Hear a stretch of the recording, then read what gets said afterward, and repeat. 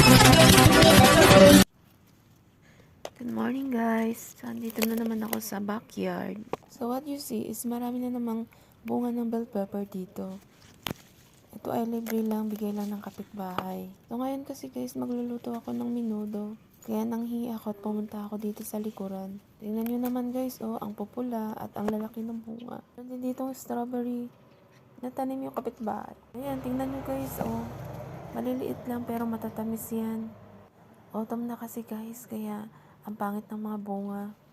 Dito sa Poland guys, basta may backyard yung mga tao, nagtatanim sila ng sarili nilang gulay, sariling prutas. Ayan guys, tingnan nyo, oh, ang dami. Marami pa sana siyang bunga, kaso lang autumn na ngayon, kaya masisira na yan. Meron din ditong cabbage guys, oh, nag-iisa lang. Ang taba niya, ang ganda. Tapos meron din akong isang